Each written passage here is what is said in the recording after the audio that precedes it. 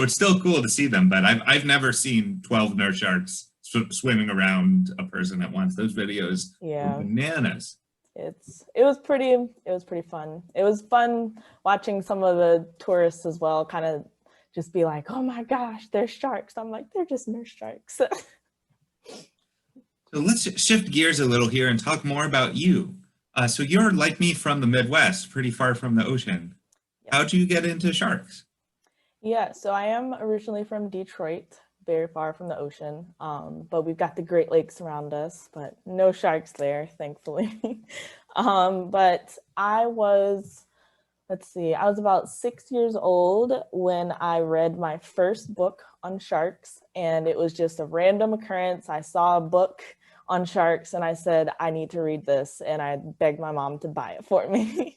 So I read this book and immediately I was just hooked on sharks. I don't really remember what exactly it was that kind of got me to be like, sharks are the most amazing thing ever, but I just remember reading and just being like, this would be the coolest thing to work with. So ever since then, I was like, I'm gonna work with sharks, and here I am. So at Nova Southeastern University, I help out with the shark tagging crew. So what we do is we actually take school groups out with us to help tag. So anywhere between like middle school to high schoolers, sometimes a little younger than middle schoolers, believe it or not. But yeah, so we take them out and we show them what we do with the tagging. We have them help with some of the tagging procedures. So what we do is when we catch the sharks, we measure the sharks, we record all this data on data sheets, and this data is in a whole database. So we measure the sharks, then we take fin clippings of the sharks, which is just like tiny little clip of their back fin. They usually have like a tiny trailing part in the back of their fins. We just clip that off and we use it for genetic research. So we take fin clippings and then we tag the shark with a unique ID tag. So what the types of tags that we use are cow tags. So satellite tags aren't always used on sharks. They're very expensive. But we use cow tags and they have a little number on them. So if you've ever like been on a farm and seen like a cow with a little earring thing, that's the type of tag that we use. All right, so with that, I'm gonna go into some sea turtle stuff. All right, so I get the best of both worlds. I work with sharks and with sea turtles. So I'm a marine turtle specialist at Gumbo Limbo, like I said a little earlier, and we're located in Boca Raton, Florida. It's South Florida. And what I do is I monitor beaches for for sea turtle nesting, which I'll go over in the next slide. And I also assist in the Sea Turtle Hospital. So we have a rehabilitation hospital where our goal is to rescue, rehab, and release turtles that come into our hospital. These turtles can be anywhere from like a shark bite. They could have some infection that caused them to float, just be floating at the top of the water. Or the most common are really like boat strike. So when turtles come up to breathe, it's very quick. And if boaters don't see it, you can easily run over that turtle and they'll get propeller wounds in their shell. So sea turtles. Sea turtles are reptiles, and I'll answer all of the nesting questions at the end of this slide. So sea turtles are reptiles. For some reason, people like to think they're amphibians or even like some weird type of fish. I don't know, but they are definitely reptiles. They're basically living dinosaurs. And they spend their entire lives in the water, unless they're female, which means they're coming out of the water to nest. If there's a male out of the water on the beach, there's something wrong. So call us. So if there's someone on the beach shining lights, or if there's like an animal on the beach or something that tells this turtle, you know what, we probably shouldn't nest here, she's going to turn right back around and go back to the water, literally like a U-turn. There we go. These are loggerhead hatchlings, and they either they hatch that morning, and this is kind of the view that we get. It's a really fun little view I get during my job sometimes. And then here, there we go. So there are days where we call it excavating a nest. So after a nest hatches, 3 days later, we'll go in and inventory the nest. So we'll dig up the egg chamber, see how many eggs hatched, how many eggs might not have made it, like the embryo may have like just stopped developing in the egg. And then sometimes there are these little live guys that like fell asleep in the bottom of the nest and we're just waiting for us to come and get them. So what we do with those guys is later that night, we'll go out, take a bucket of them and release them. So sea turtles hatch only at night because that's when it's cooler out. So their little fins won't, or their little flippers won't get too hot in the hot sand during the day. So at night, that is when, anytime at night is when they hatch. What's different about studying sea turtles versus studying sharks? What appeals to you about both? Yeah, so sea turtles are really cool. Sea turtles are the prey of some sharks. So oddly enough, I work in a sea turtle hospital as well, and we get a lot of sea turtles that have shark bite injuries. So yep, just like that one. Yep, just like that. But yeah, sea turtles, I love sea turtles, and they have such personality. That's just a little different from sharks, but I work in a sea turtle hospital, and I work by monitoring the sea turtle nests on the beach. But yeah, so the biggest difference, I guess, I'm a little bit more, I'm more worried about getting bit by a sea turtle than I am by a shark. There's definitely more instinct. Exactly. They're always coming at you with their mouth straight open, and they've got like attitude. The sea turtles look cute, but yeah, sometimes they're not cute at all. Cool. All right, so for our first clip, we're going to play The Wonderful World of Finding Nemo. Have you seen this movie? This is easily my favorite movie. Oh yeah, I mean, we had to watch it. Yeah, we had to watch it from like what, 4th grade to now. Basically, yeah.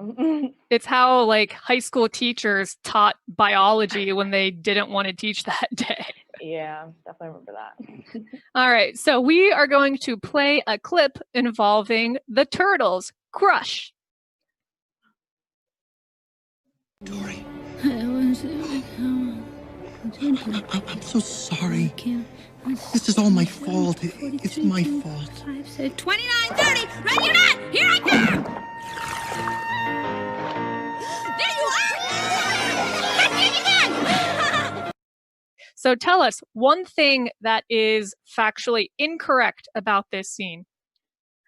So one of my favorite facts about sea turtles in general is when they lay their nests, they usually are laying like at least 5 nests, and each of those have like 100 to 200 eggs in them. So that's like easily almost 1,000 children. They lay those nests and then they leave. They don't think about their little babies. So usually when they're out there, if they do like encounter a baby sea turtle or something, they're not going to know if it's their parents or not. So that is definitely one thing that's factually incorrect on Finding Nemo. Well, they did have to make it a happy ending, right? Exactly. Because, for the kids. Exactly. What is something that this scene or Finding Nemo in general got correct?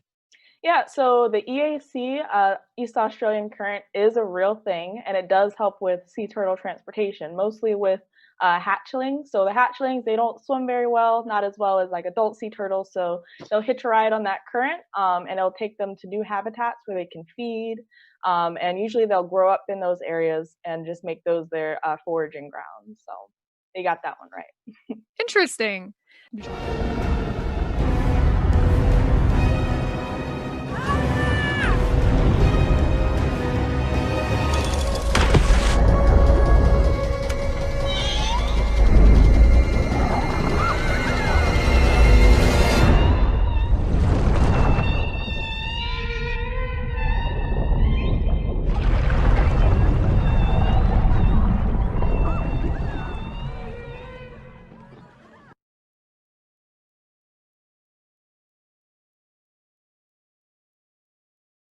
All right, so that was not Jaws. That was a different shark movie, which, you know, all shark movies, yeah, all shark movies are about attacking humans, aren't they, nowadays? Unless it's like Shark Tales, right? where it's Right. like, That was, nice. yeah, that was a good one.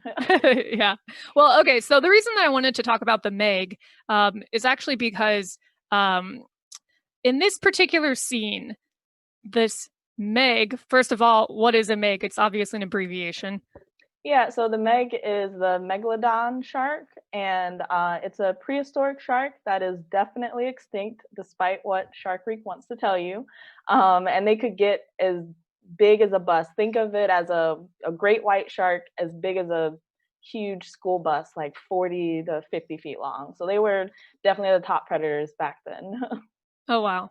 So in this particular scene, the megalodon is coming towards a group of beachgoers. It's kind of shallow water. There's a problem there. Right. And it's moving really fast. I mean, I don't know how fast sharks can go, but it seems really fast. But the interesting thing about this scene is the beach officials actually put a sound, and then that actually deters the shark. The shark turns around and goes away. Is that plausible? Yeah, so what they were doing was making, I think, whale sounds, and whales are, for a shark that big, whales are definitely the number one prey for megalodon. So it was attracted to those sounds. But normally, sharks, even when you go like scuba diving, usually you don't see a lot of sharks around because they don't really like loud noises like that. Like the bubbles are too loud, and all the noise that you're usually making with your tank, they don't really like that. I can't see me loving nobody but you for all my life. When you're with me, baby, the skies will be blue for all my life.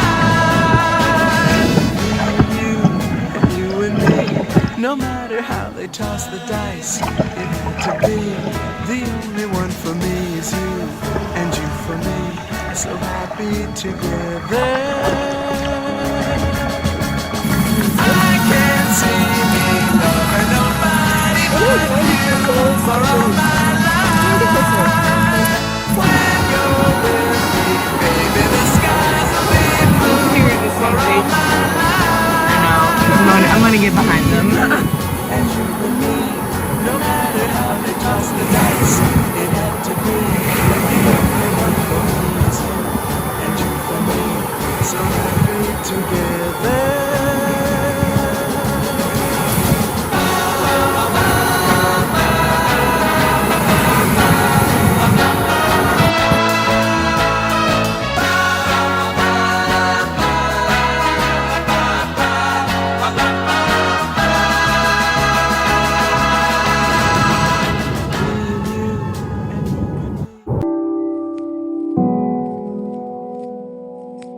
I am a marine turtle specialist, so I'm surveying the beaches every morning for sea turtle nests.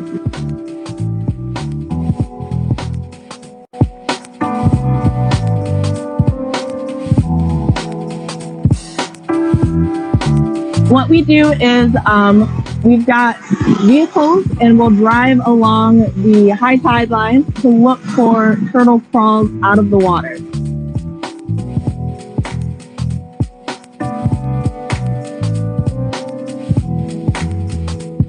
So turtles, sea turtles, they nest only at night. So the reason we come here early in the morning is because usually the last turtle is finishing her nest while the sun is coming up. So that's the best time to see their crawls.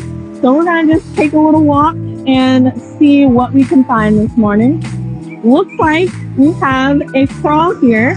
So we can tell it's a sea turtle crawl because it is very uniform. So it doesn't really look like human feet. It's a very uniform crawl right up the beach. So we get 3 different species on our beaches: green sea turtles, loggerhead sea turtles, and leatherbacks. So this specific crawl is a loggerhead sea turtle crawl. The way you can tell is because loggerheads actually crawl with an alternating gait, so they'll use one flipper at a time.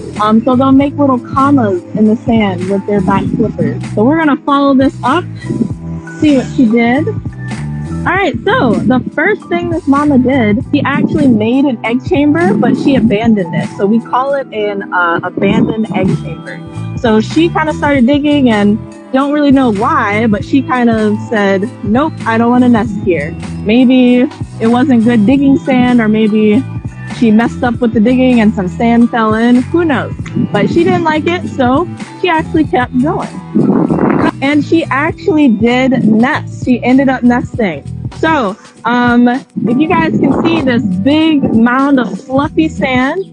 So yeah, after she finished laying her eggs, she used her front flippers and threw all of the sand behind her. That's why we get the fluffy sand. And then when she was done, we can see her crawl went right back down to the ocean. She probably was out here for at least an hour.